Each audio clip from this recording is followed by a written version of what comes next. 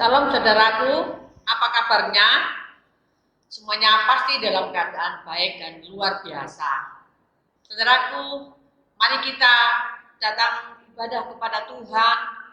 Meskipun kita tidak bertemu secara fisik, tetapi saya percaya Tuhan hadir kepada saudara, meskipun ada di rumah. Tuhan hadir lewat pribadi. Oleh sebab itu, mari satukan hati kita untuk memuji dan menyembah Tuhan. Terlebih dahulu saudaraku, mari kita berdoa. Bapa di surga, kami mengucap syukur karena Engkau Allah yang begitu baik buat kami. Pada pagi hari ini kami hendak memuji, meninggikan nama Tuhan. Kami percaya Tuhan, Engkau melawat kami, pribadi lepas pribadi, di rumah-rumah Tuhan, dimanapun jemaat-Mu berada. Engkau saat ini datang, dan kami percaya kami siap untuk memuji, menyembah Tuhan. Satukan roh kami Tuhan. Kami siapkan hati kami hendak memuji, meninggikan nama Tuhan. Di dalam nama Tuhan Yesus kami sudah berdoa, mengucap syukur. Haleluya. Amin. Saudaraku, mari kita mau menyembah Tuhan. Kita masuk dalam hadirat-Nya. Kita angkat satu pujian.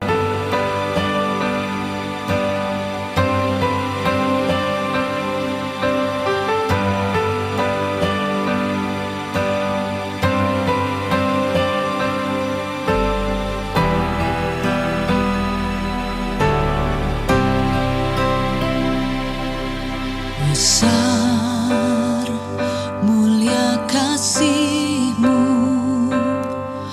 Kau korbankan hidup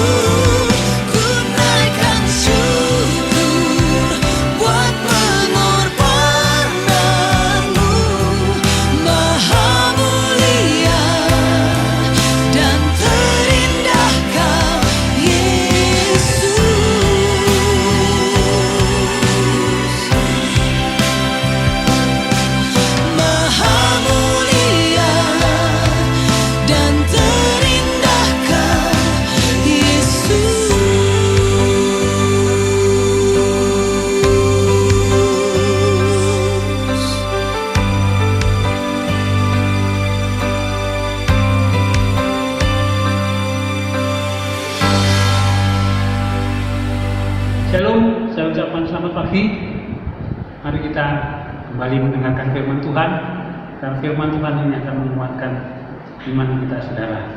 Nah, kali ini saya akan memberikan satu tema dengan judul melalui salib Kristus Allah membangun jalan untuk tinggal di dalam manusia. Jangan lupa saudara, melalui salib Kristus Allah membangun jalan untuk tinggal di dalam manusia. Nah, saudara bisa membacanya di dalam 1 Korintus 16 ayat yang 17. Nah, saudara bisa membacanya di rumah supaya menyingkat waktu. Nah, saudara, waktu Adam dan Hawa dulu tinggal awalnya, saudara masih ingat di mana Adam dan Hawa tinggal? Iya, di Taman Eden. Tahukah saudara bahwa awal mula manusia hidup di pusat hadirat Allah? Artinya manusia selalu ada di dalam persekutuan dengan Allah. Nah, setelah mereka berbuat dosa, maka mereka diusir dari hadirat Allah, karena Allah yang Maha Kudus tidak bisa melihat dosa, dan ada kerinduan hati Allah untuk tetap bersekutu. Manusia juga merindukan persekutuan kembali dengan Allah, tetapi manusia tidak bisa menemukan jalan kembali untuk bersekutu dengan Allah. Maka satu-satunya jalan Allah mengambil prakarsa melalui Yesus Kristus untuk mati di kayu salib dan bangkit sebagai jalan satu-satunya untuk menebus dosa saudara dan saya. Melalui salib Kristus, salib Yesus Kristus untuk mati di kayu salib dan bangkit sebagai jalan satu-satunya supaya Allah membenarkan manusia yang percaya kepada Yesus Kristus. Dan sekarang saudara, ketika saudara sudah dibenarkan oleh Tuhan dan Roh Kudus sudah tinggal di dalam hati saudara, kita bisa bersekutu dengan hadirat Allah kapan saja, karena Allah sudah tinggal di dalam hati kita. Tidak tahukah saudara bahwa saudara adalah bait Allah dan Roh Allah tinggal di dalam saudara? Itu setelah Allah membangun salib Kristus itu, membangun jalan melalui salib Kristus. Jadi saudara, mulai sekarang mari kita hidup benar sesuai dengan apa yang dikatakan oleh Tuhan Yesus. Saudara, kita harus hidup benar. Oleh sebab itu, mungkin kita merasa bahwa hidup benar itu sulit. Tapi saya percaya, mari kita baca di dalam Yohanes 14 ayat 5 sampai 7. Yohanes 15 ayat 15 sampai 17. Saudara bisa membacanya di rumah ya. Jadi Tuhan Yesus berjanji untuk memberikan seorang penolong yang memampukan kita untuk hidup benar di hadapan Allah. Memang saya tahu kalau kita mengandalkan kekuatan pribadi kita tidak mungkin bisa hidup benar di hadapan Allah. Oleh sebab itu setiap orang percaya diberinya fasilitas Roh Kudus tinggal di dalam hati Allah. Roh Kudus menjadi penolong di dalam kehidupan saudara dan saya, yang akan memampukan saudara dan saya hidup benar di hadapan Allah. Saya percaya itulah janji Tuhan bagi setiap orang yang mau percaya dan hidup benar di hadapan Tuhan. Nah, jadi kalau selama ini banyak orang percaya yang berpikir, saudara, seringkali orang percaya itu berpikir ya, bahwa enak ya jadi orang Kristen, hidup di dunia satu, menikmati berkat-berkat Allah. Tidak salah saudara. Yang kedua, kalau mati langsung masuk surga.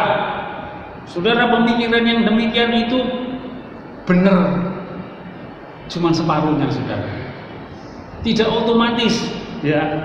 Tapi saya ingin katakan kepada saudara, kita belajar benar-benar. Pola pikir yang demikian adalah setengah benar, sebab percaya kepada Yesus Kristus itu bukan hanya sekedar pengakuan saja, tetapi harus disertai dengan perbuatan.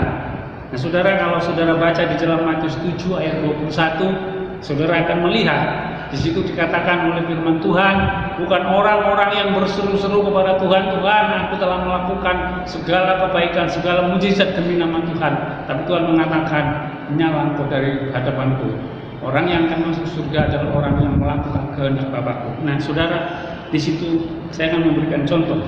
Mungkin saudara sekarang bertanya, lalu bagaimana caranya kita menjadi orang percaya yang hidup benar di hadapan Allah? Mungkin saudara bertanya, bagaimana Pak Paulus? Mari kita kaji betul ya. Kita lihat, yang pertama, kita harus belajar cara hidup Yesus Kristus, gaya hidup Yesus Kristus sewaktu dia masih hidup sebagai manusia yang mengkosongkan dirinya dengan mengambil rupa seorang hamba yang setia dan taat sampai mati. Dan saudara, kita itulah teladan yang terbesar yang Tuhan tinggalkan. Mungkin saudara berkata, wah Pak Paulus, seperti itu sangat sulit.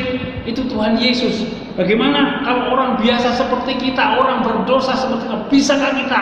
Saya yakin karena Roh Yesus sudah pergi ke surga dan dia mengutus Roh Kudus dalam dunia, tinggal di hati saudara dan saya, maka dia akan memampukan saudara dan saya untuk hidup benar di hadapan Allah. Saya akan berikan contoh saudara. Abraham adalah manusia biasa. Abraham tidak hanya percaya kepada Allah secara perkataan, tetapi ia menunjukkan percayanya itu dengan perbuatan, di mana ia mentaati semua perintah Allah yang diperintahkan kepadanya. Bahkan ia rela mengorbankan anaknya seperti yang Allah minta. Nah saudara, Abraham bisa melakukan itu. Ketika Abraham melakukan itu, Allah menganggapnya itulah sebagai satu kebenaran karena dia mentaati firman Tuhan. Padahal saudara, kita melihat bahwa Abraham menginginkan seorang anak itu, dia menunggu janji Allah selama 25 tahun, bukan waktu yang sebentar, tetapi Abraham mampu melakukan kehendak Allah. Dan saya percaya Abraham juga manusia yang sama seperti saudara dan saya.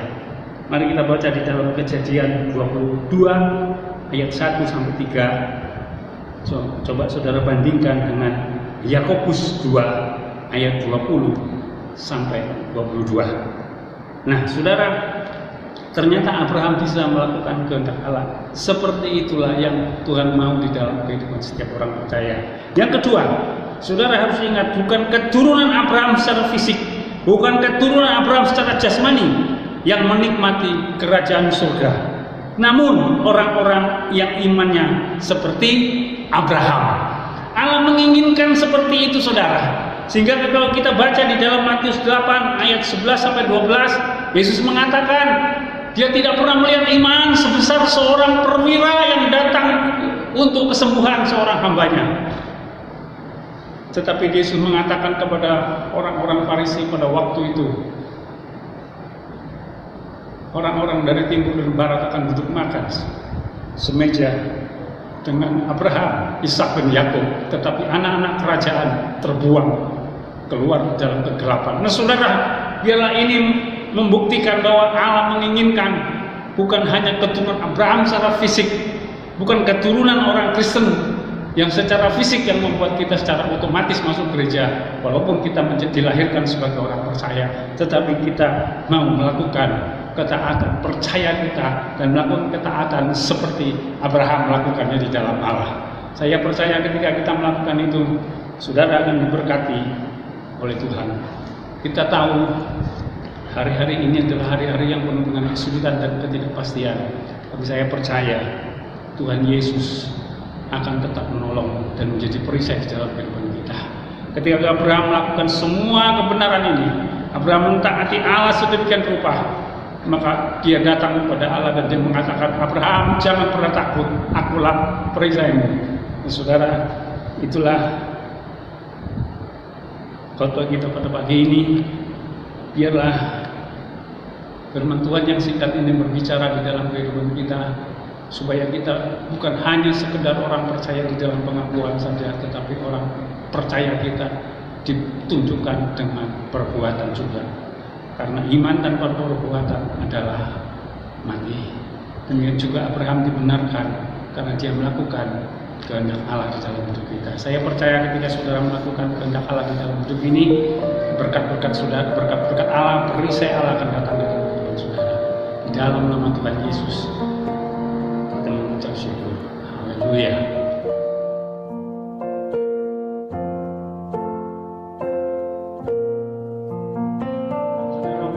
berdiri, kita akan bersama-sama masuk dalam sakramen kudus. Dan sebelum ini mari kita berdoa bersama-sama. Bapa di surga, kami mengucap syukur jika pagi ini Engkau masih memberikan kesempatan buat kami untuk menikmati perjamuan kudus bersama-sama dengan Tuhan Yesus. Oleh sebab itu biarlah Tuhan Engkau ampuni hati kami, ampuni kesalahan kami, ampuni dosa kami. Dan pagi ini biarlah hadirat-Mu boleh bersama-sama dengan kami. Di dalam nama Tuhan Yesus Kristus, kami percaya berkat-Mu menyertai kami.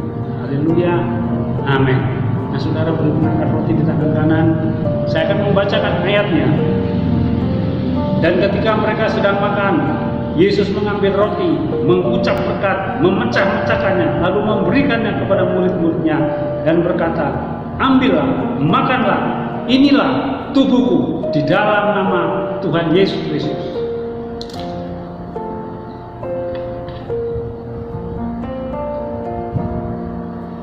Sekarang cawan di tangan kanan saudara.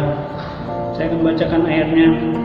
Sesudah itu ia mengambil cawan, mengucap syukur, lalu memberikannya kepada mereka dan berkata, "Minumlah kamu semua dari cawan ini, sebab inilah darahku, darah perjanjian yang ditumpahkan bagi banyak orang untuk pengampunan dosa. Akan tetapi aku berkata kepadamu, mulai dari sekarang, aku tidak akan minum lagi hasil pokok anggur ini, sampai pada hari aku meminumnya, yaitu yang baru bersama-sama dengan kamu di dalam kerajaan Bapa-Ku." Di dalam nama Tuhan Yesus Kristus.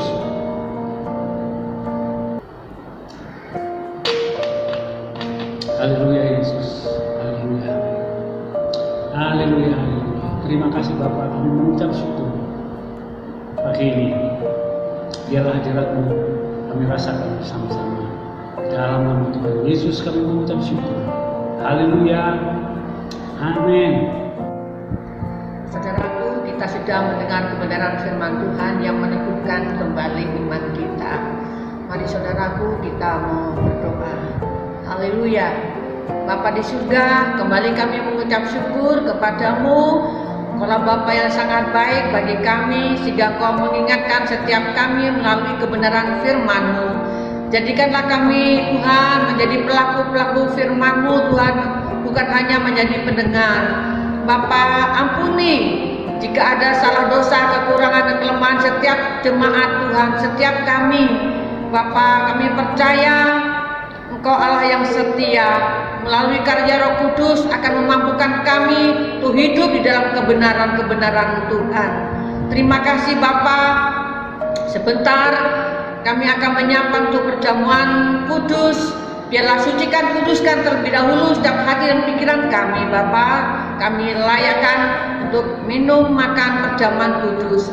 Inilah doa kami, hanya di dalam nama Tuhan Yesus kami sudah berdoa. Haleluya. Amin. Bangkit berdiri semua, kita akan mengakhiri ibadah ini. Biarlah pagi ini kita semua boleh pulang dengan berkat Allah yang berlimpah. Bapa kami yang baik di dalam kerajaan surga, sekali lagi kami mengucap terima kasih Tuhan buat segala kebaikan. Sekali lagi terima kasih Bapa, kami boleh datang bersama-sama menikmati perjamuan kudus bersama-sama.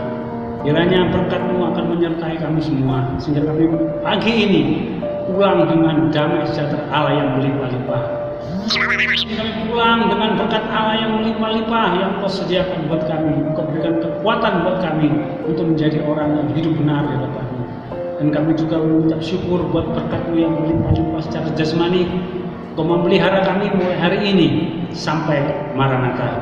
Dan semua ini kami peroleh di dalam persekutuan dengan Allah Bapa dan Putra yang tunggal, Yesus Kristus, dan Roh Kudus, menjamin saudara dan saya menikmati setiap janji-janji Allah. Di dalam nama Tuhan Yesus Kristus yang percaya boleh katakan amin.